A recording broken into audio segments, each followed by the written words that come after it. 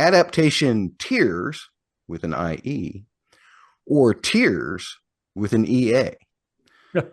So what we're going to do is we're going to just start with looking at the adaptation of Wheel of Time as compared to other fantasy. Oh, here we go.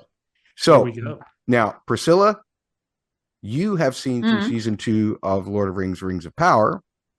Bubba, you have watched House of the Dragon. So we're going to have you guys rank these on a scale. Sure. Of, let's see, perfect, very good, acceptable, needs work, middling, poor, wait to see, and what's the other one? Not savable, I guess. Ouch. Wow. Okay. So let's roll. I don't have any control here as to what is going on, and I'm not sure why. All right. All righty. Yes. Yeah. Finally. There. Now. Perfect. Everybody can see it. All right. So Priscilla, you tell me where on this scale do you want Lord of the Rings to go?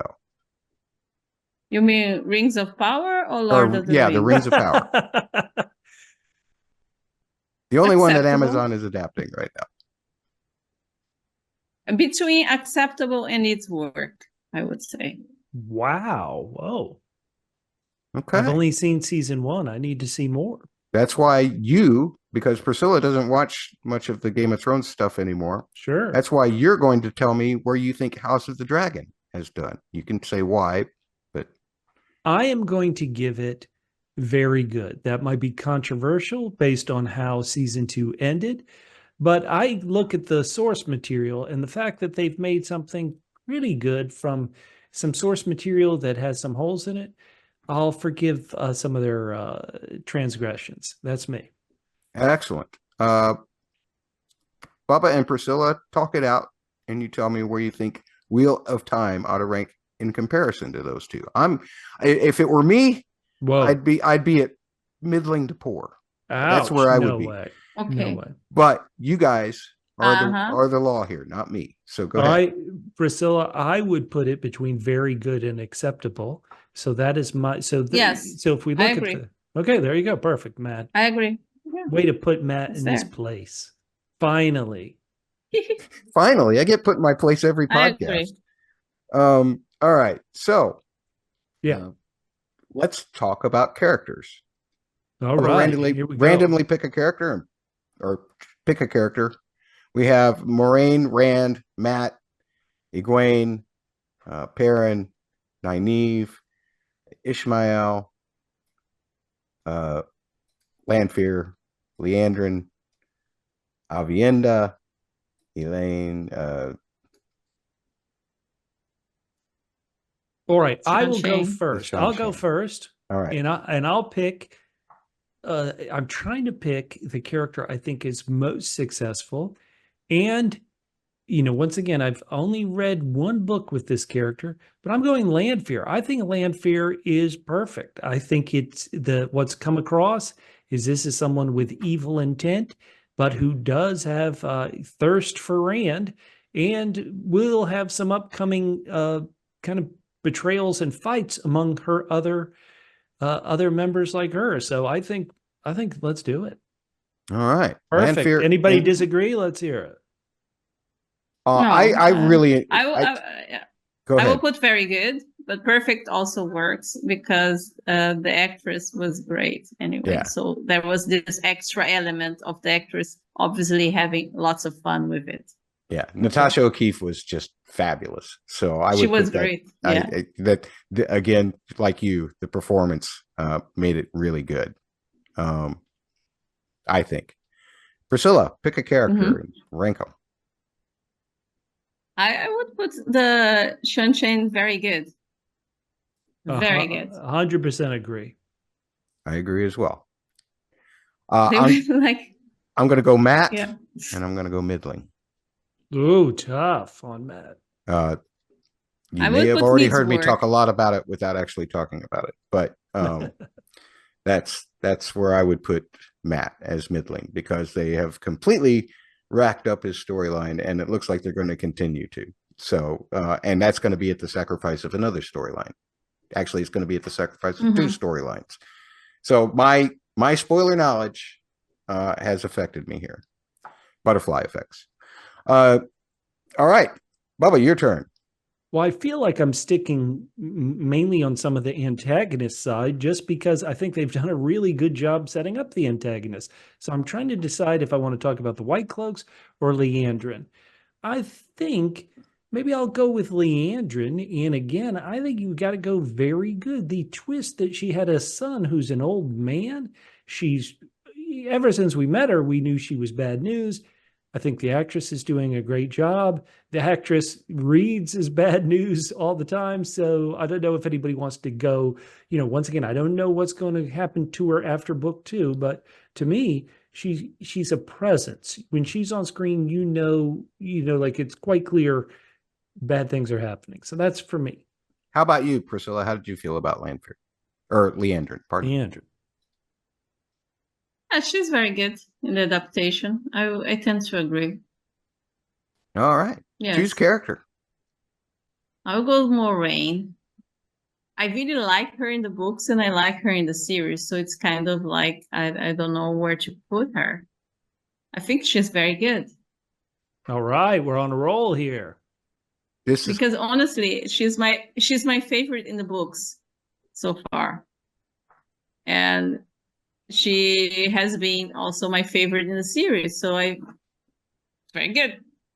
All right. Excellent. My turn. Let's hear it. I'm going to go with Ishi. Go Rand. I got Ishi. I got Ishmael. And I'm going to put here. Where are you going? Because I know a lot of things about later on in the books. I think the way that they spent a great deal of time with him and his thought process reflects. And we saw that he was destroyed in the finale, right? And I think that will hold, which is not the case in the books, but I think it will hold. But they did bring elements of the return. Oh wow! Into the story of the second season. So you're going perfect for Ishi. Yep. Let me say I love this actor. I'm not gonna blame him, but I think to me, as once again, even after reading both books, I was still never exactly sure why he was a bit subservient to the Shan-Chan. And remember that Shan-Chan leader? I'm like, why are you subservient to this bum?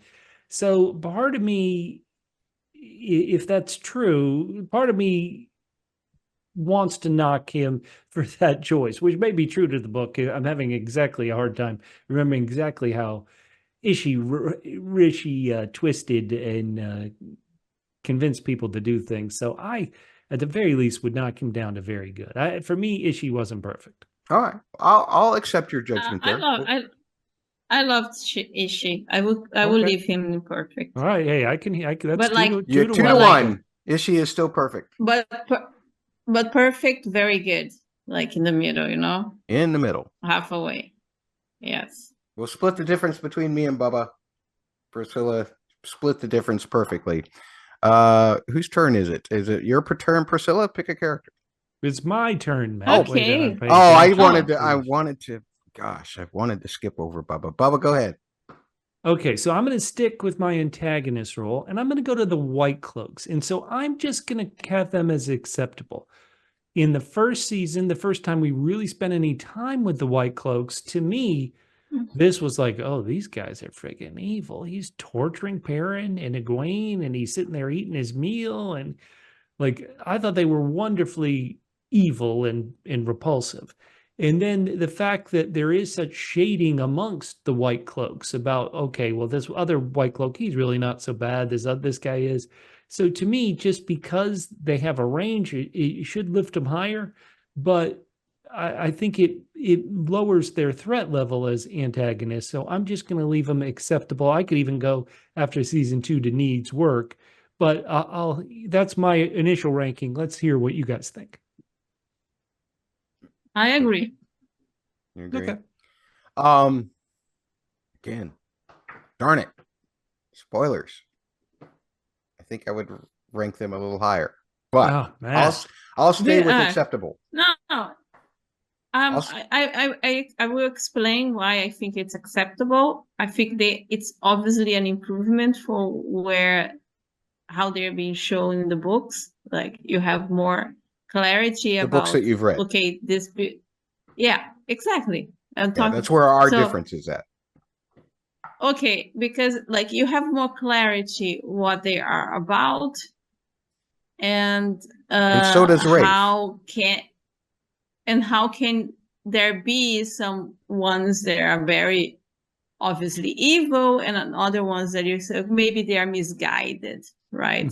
Maybe they're like some misguided. It doesn't change the fact that the whole organization is bull. So that's why I think it's very acceptable. Bleep that. Okay. All right. What character are you going with, Priscilla? I will go with Egwene. Here we go. I think she's very good. All right. I think Egwene is very good. I think this actress is very good. I think her hatred of the Sean Chan is very good. Yes, very much so. What they're going for, I like it. It's something like in the book so far, she's very ambitious. She knows what she wants. She knows how she feels. And she doesn't beat around the bush about how she feels. She communicates what she's feeling. And she has a good self-esteem. She's like on her way to become a very powerful Aes Sedai. And you have this feeling in the series too, that despite the whole thing with Nynaeve, which is also starting to erupt in the books that I'm reading, like this whole, we are no longer Aemon's field, stop bossing me around, I'm my own woman, you don't get to be the wisdom with me. This whole thing is starting to erupt in the books right now, and you see some hints they actually went forward in the series about this, the relationship dynamic. But man, her character, her strength of character is so strong. Like she's so strong.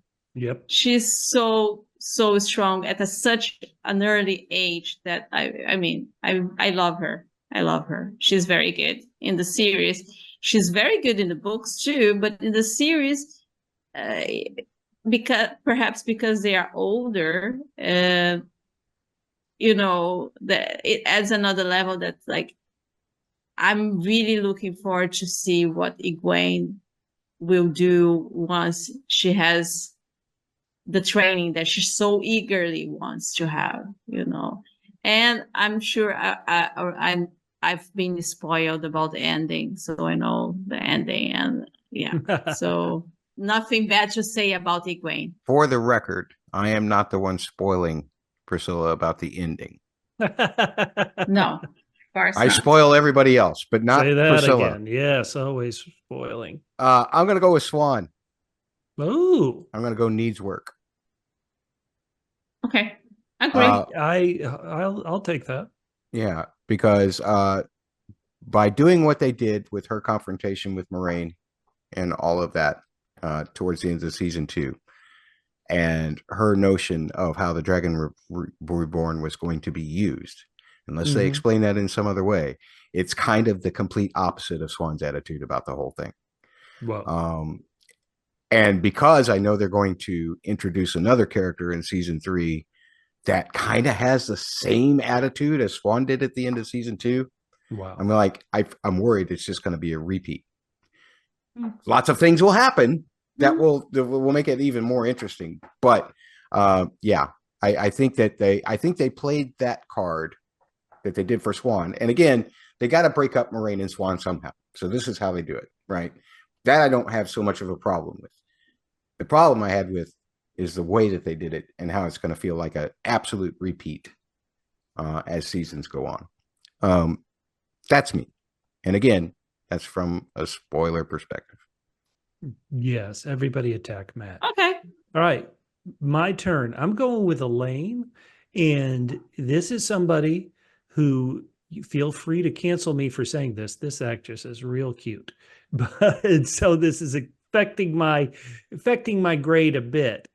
But I think that for somebody who kind of is introduced as a new part of the Scooby Gang, a new part of the heroes, that makes it kind of more difficult when everybody else had a season for us to know and love them. And so I think I am just going to put her as between very good or acceptable is where I would have her. So I can be talked either way, but I think for what I did see of her, it's a fun character. Here's a princess who isn't afraid to help out people when times are tough, her friends when times are tough. So you like that. But her characterization, because it's a season behind everybody else's, couldn't, I think, go much higher than that. What do you think, Priscilla? Do you agree?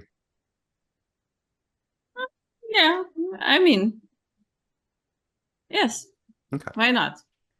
I would have left her in the would wait put to her see category, but acceptable. that's just me. No, wait, say that, Priscilla. What'd you say? Because Matt wants to see wait and see. I would put her in acceptable, but Okay, I also acceptable. think wait Let's and go. see is a good ask. No, but I think so far We'll give her a head. I can we'll give her a recognize head in there. Elayne. So yeah, Okay. so far I can recognize Elayne from what I've been reading, you know. good. So that's what I'm saying is acceptable. All right. Yeah. It's Matt. Yeah. Let's I hear would it, have said Matt. wait to see just because there's a lot of things about Elayne that will make you either love or hate her. How dare you?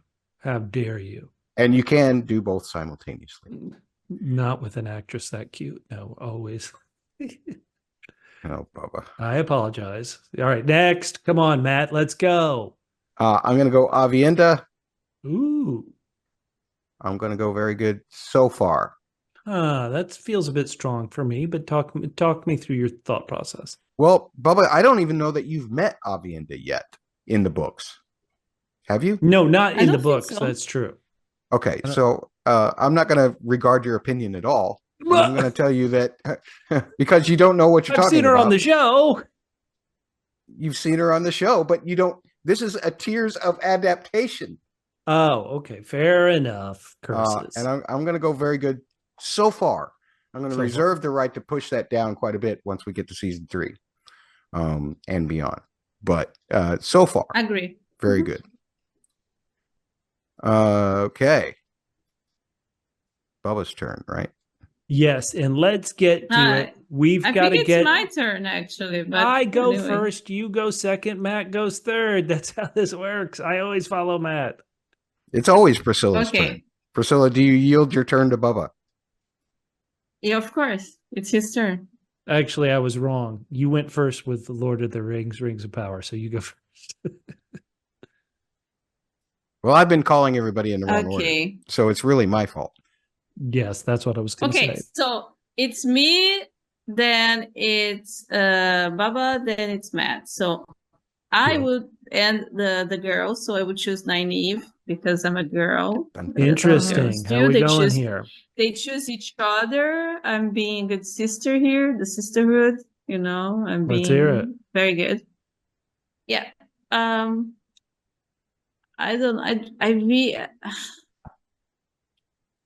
not the biggest Nynaeve fan in the books because Moiraine is my absolute favorite, and Nynaeve, she hates Moiraine for some reason.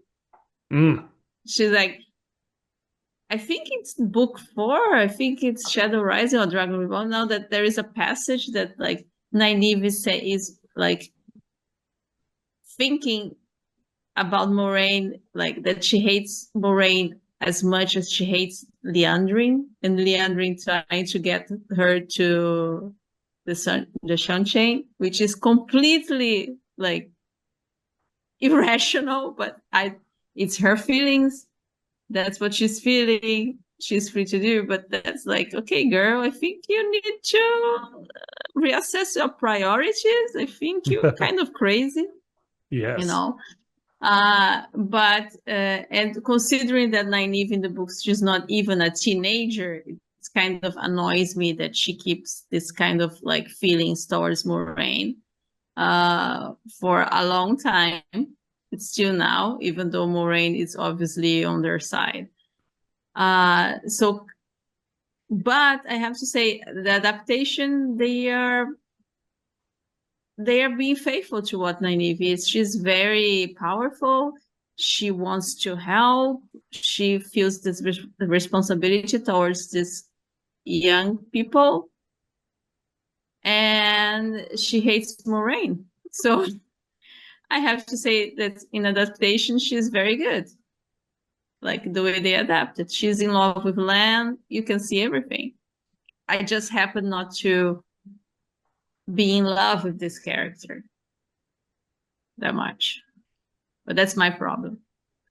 I got no problems with that.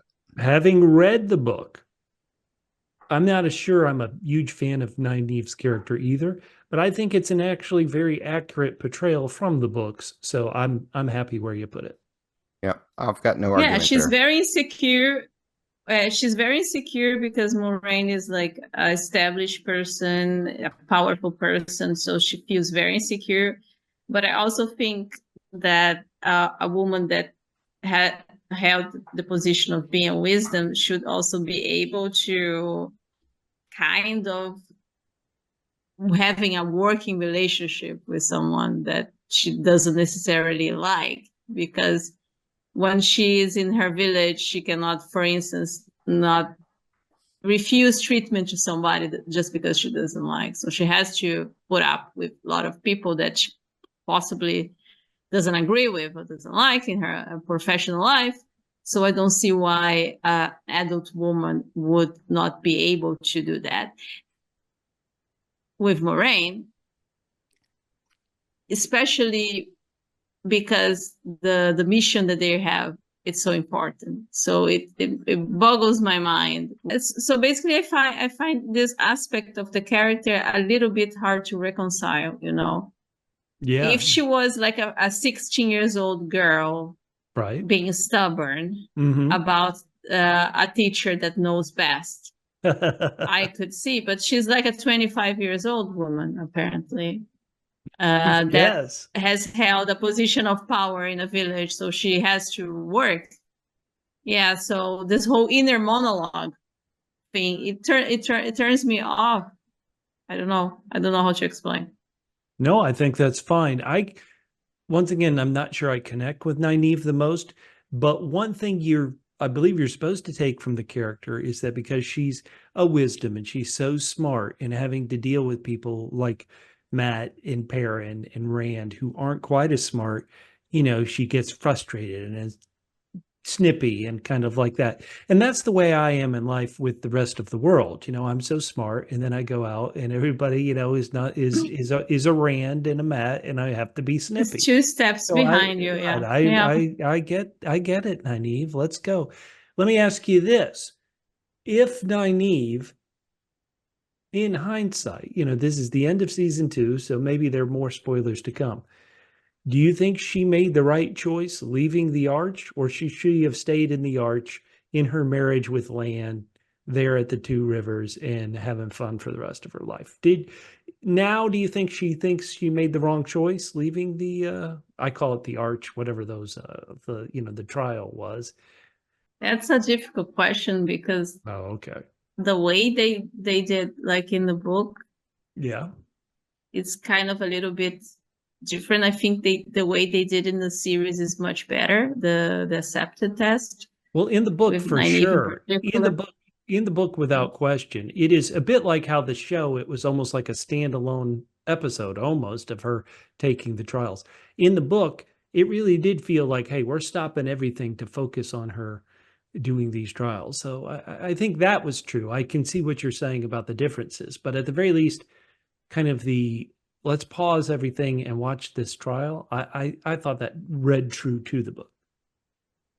Yeah, but there's this point where they when they go through the accepted test, they kind of are prepared. They are told exactly what it is.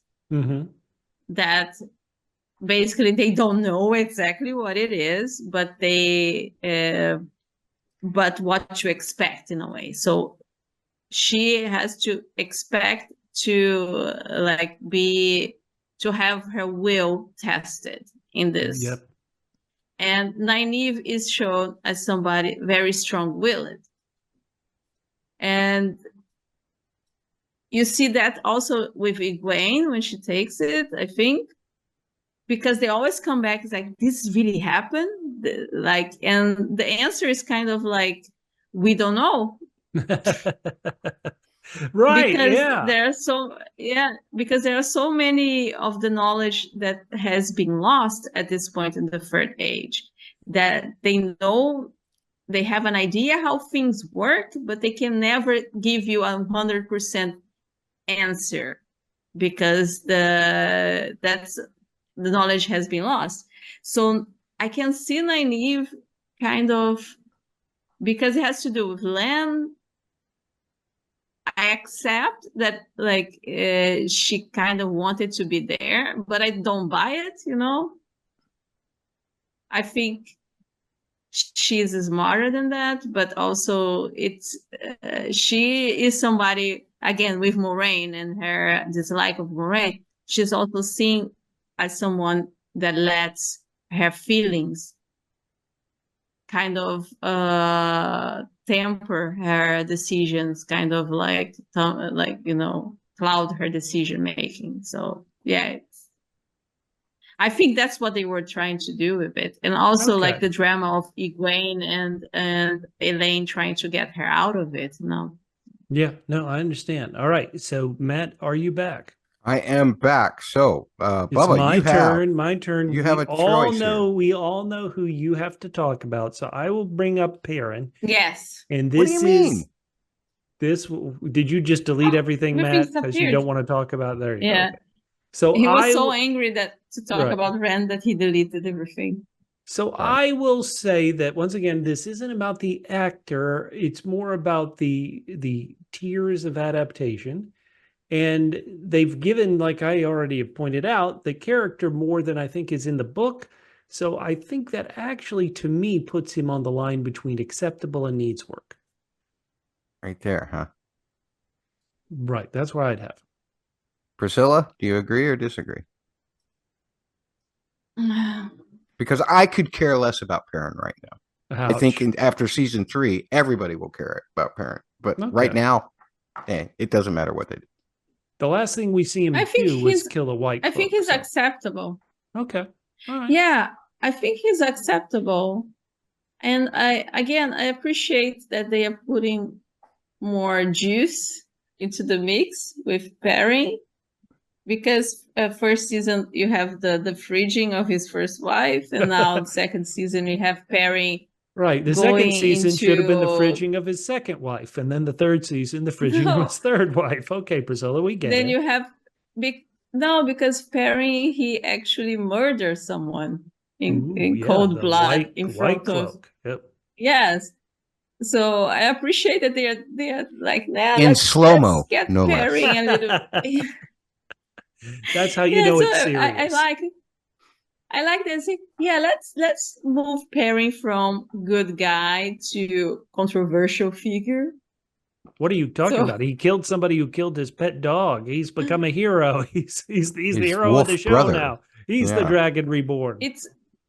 It's about contest. He killed a man in front of his son, so it was kind of like a very dick move, kind of, you know, in a fit of rage, and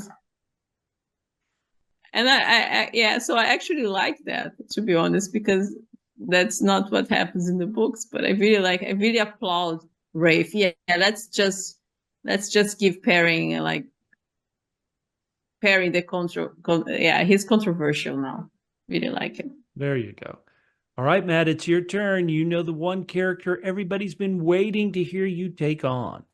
It is the hero of the show. You read 14 books about this character. I don't expect anything higher than poor from Matt. All right. So there's a podcast out there called Everybody Hates Rand. I am a subscriber to that podcast, and I completely agree. However, in terms of adaptation, the adaptation has made me actually like Rand, and that just disgusts me. So here's what I'm going to do. let's start out with the beginning of season 1. We're going to go take a little trip here. Oh, a trip. He's from Poor. the 2 rivers. Sure. He's doing Egwene already. That's not something that happens. He was like, what? You don't want to marry me? Not cool. That was, leave him at poor. That's good. All right. So that's step 1. Sure. They keep him as the mystery box as to whether he's the dragon reborn. So still at poor. Okay. He does some cool stuff at the end of the season that has nothing to do with what actually happened in the books, but was a really good result. So I'm going to bump him up to middling here now. Ooh, wow. Okay. He's on a journey. Wow. All right. They took the Rand Celine thing and turned it into something very, very interesting. Whoa, we're moving up to acceptable. Wow. Okay. Matt. Wow.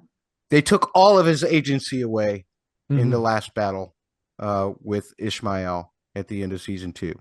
Okay. He's not there for the whole thing about thinking that he needs to be the one to save Egwene, all the way down to the fact that it's Egwene who ends up saving him. Or putting that shield up, which helps save him, to Perrin having a shield, which somehow deflects the 1 power simply because Uno, a character who doesn't die at this time in the books, is dead and all of a sudden a hero of the Horn. All of this nice knowing you, Uno. So I'm back down to middling. Oh my gosh. Just put him in poor. Right. Save us the next season's rank. Let's do this. You really don't know anything about Rand until. Oh, okay. Here we go.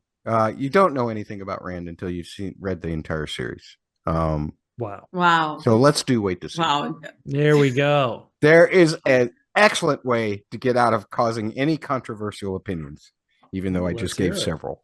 Bubba, any final thoughts? Did you get anything out of this discussion other than spoilers that you enjoyed? Well, the main thing that is missing from this discussion, listeners, is your response. I said a lot of things that I think people may agree with, may disagree with.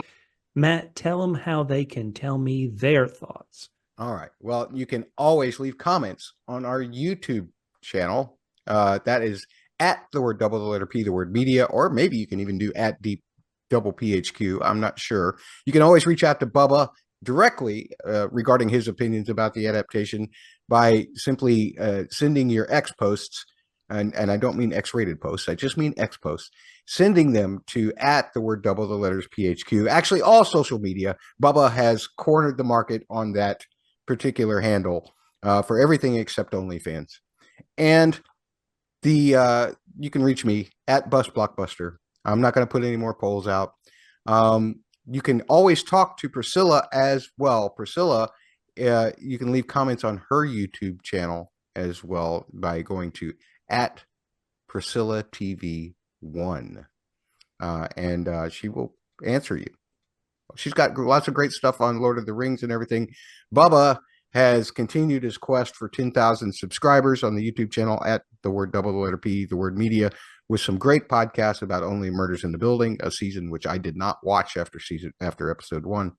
But you can, if you've watched it, you should see all of Bubba's clues as he does Let's Solve Only Murders in the Building. Also another series, Let's Solve, not Magpie Murders, is it Moonflower Murders? That's correct, Matt. So he's done that, which is the sequel to Magpie Murders, which he also did on. Go back and do all that. Hit that subscribe button. He needs 10,000 subscribers because he needs to pay Priscilla double what he pays me.